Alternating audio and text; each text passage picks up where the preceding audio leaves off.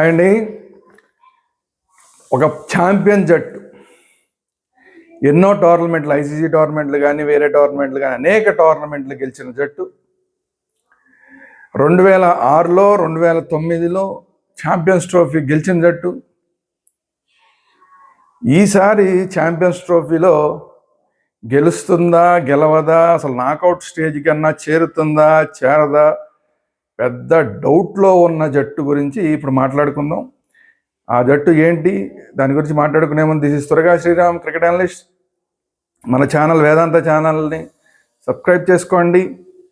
వేదాంత ఛానల్లో క్రికెట్ రివ్యూలు మాత్రమే కాకుండా ఇతర అన్ని అంశాల మీద కూడా రివ్యూలు వస్తూ ఉంటాయి. అలాగే మాకు క్రికెట్ వీడియోలు మాత్రమే కావాలన్న వాళ్ళకి క్రికెట్ వేదాంత ఛానల్ ఉంది, దాన్ని కూడా సబ్స్క్రైబ్ చేసుకుని బెల్ ఐకాన్ కూడా నొక్కండి. బెల్ ఐకాన్ నొక్కితే మీకు వీడియో అప్లోడ్ అయినప్పుడల్లా ఇమ్మీడియట్గా అప్డేట్స్ వస్తుంటాయి. So thank you very much.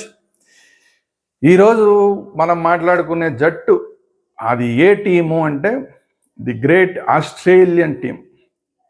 ఎన్నో టోర్నమెంట్లు, వన్డే టోర్నమెంట్లు గెలిచింది, టెస్ట్కి సంబంధించిన అనేక ఛాంపియన్షిప్లు గెలిచింది, T20 టోర్నమెంట్లు గెలిచింది, వరల్డ్ కప్పులు గెలిచింది.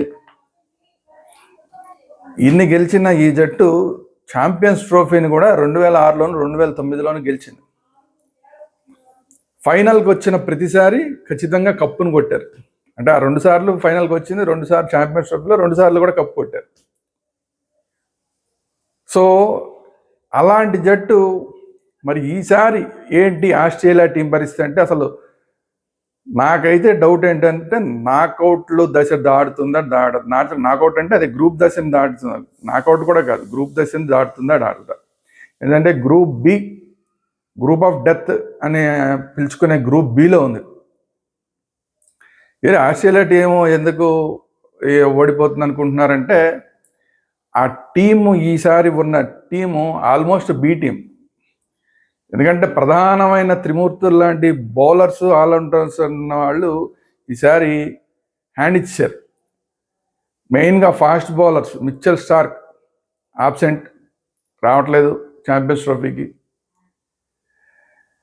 అలాగే హేంజల్వుడ్ రావట్లేదు, ఆబ్సెంట్, ఛాంపియన్షిప్కి రావట్లేదు. అలాగే ప్యాట్ కమిన్స్ కూడా లాస్ట్ మినిట్లో ఏదో పర్సనల్ రీజన్స్ అని చెప్పి తను కూడా మానేశాడు, ఛాంపియన్స్ ట్రోఫీకి రావట్లేదు. ఈ ముగ్గురు ఫాస్ట్ బౌలర్లు లేకుండా అసలు ఆస్ట్రేలియన్ టీము ఎదుటి టీముని కట్టడి చేయగలుగుతుందా చేయలేదా, ఇది పెద్ద డౌట్.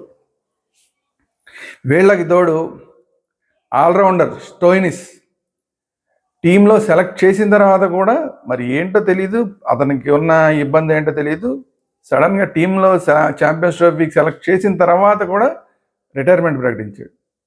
ఇది చాలా ఆశ్చర్యం, జనరల్గా ఎవరు కూడా అలా చేయరు.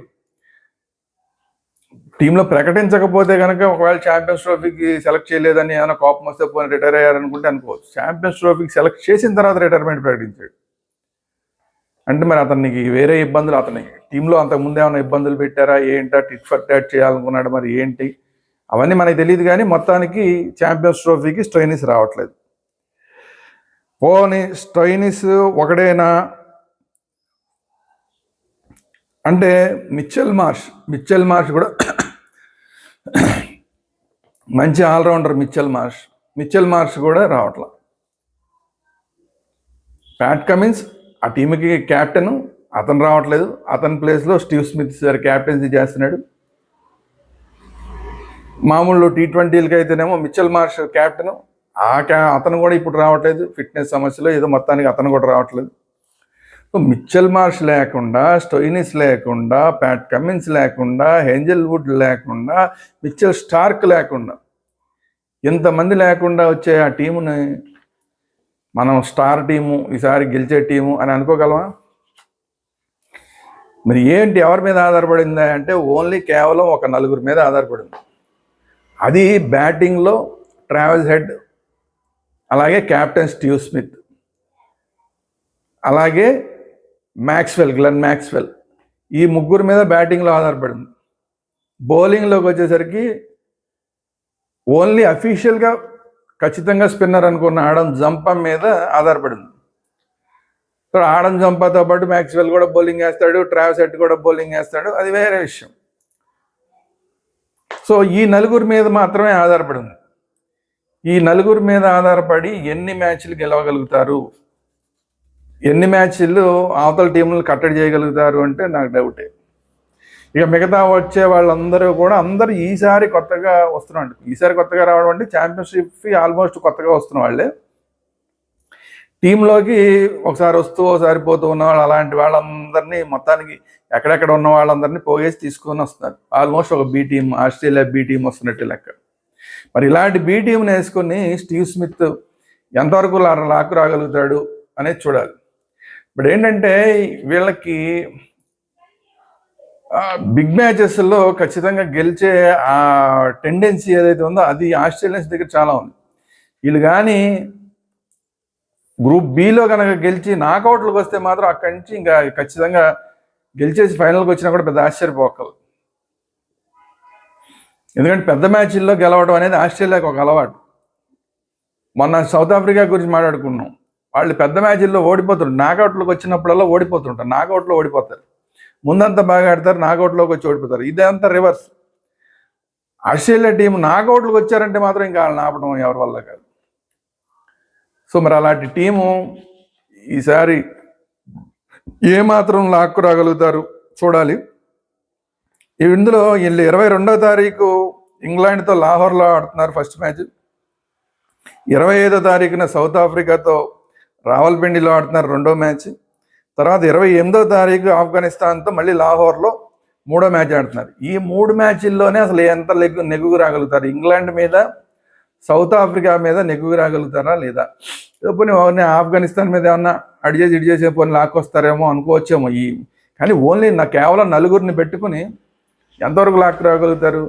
అందులో నలుగురిలోనూ కేవలం ముగ్గురే బ్యాటింగ్లో, అంటే ఇక ముగ్గురే, ట్రావిస్ హెడ్, ఆడమ్ స్మిత్, తర్వాత మ్యాక్స్వెల్. ఈ ముగ్గురు మీదే. మిగతా వాళ్ళు ఎంత కొట్టగలుగుతారు, ఎంత కొట్టలేరు. సరే, అంత ఆస్ట్రేలియా ప్లేయర్స్ని ఎవరిని తక్కువ అంచనా వేయడానికి వీల్లేదు. రెగ్యులర్ టీంలో లేనంత మాత్రం చేత వాళ్ళని తక్కువ అంచనా వేయడానికి వీల్లేదు. ఎందుకంటే చాలా పెద్ద పెద్ద ప్లేయర్స్ అందరూ ఉన్నారు కాబట్టి వీళ్ళకి కొన్నిసార్లు అవకాశం రాలా. ఈసారి వీళ్ళకి అవకాశం వచ్చింది. ఛాంపియన్స్ ట్రోఫీలో వీళ్ళకి అద్భుతమైన అవకాశం. మెయిన్ ప్లేయర్స్ లేని టైంలో కనుక వాళ్ళ కెపాసిటీని కనుక నిరూపించుకుని పెద్ద స్కోర్లు కొట్టగలిగితే కనుక ఆస్ట్రేలియా టీంలో ప్లేస్ని సుస్థిరం చేసుకోవడానికి అవకాశం ఉంది. సో అలా చేసుకోవడానికి ఖచ్చితంగా ఈ వచ్చే ప్లేయర్స్ అందరూ కూడా ఖచ్చితంగా ప్రయత్నిస్తారు. అందులో మిగతా వాళ్ళు ఎంతవరకు సక్సెస్ అవుతారు అన్న దాని మీద ఆస్ట్రేలియా టీం నాకౌట్ దశకు చేరుకుంటుందా, చేరుకోలేదా అనేది ఆధారపడి ఉంటుంది. చూద్దాం ఏం జరుగుతుందో. ఇది ఈరోజు వీడియో. ఈ వీడియో కనుక మీకు నచ్చినట్టయితే లైక్ చేయండి, మీ అభిప్రాయాలు ఏంటి అనేది కామెంట్ రూపంలో తెలియజేయండి. అట్ ది సేమ్ టైం ఈ వీడియో అందరికీ షేర్ చేయండి. Thank you very much. జై హింద్.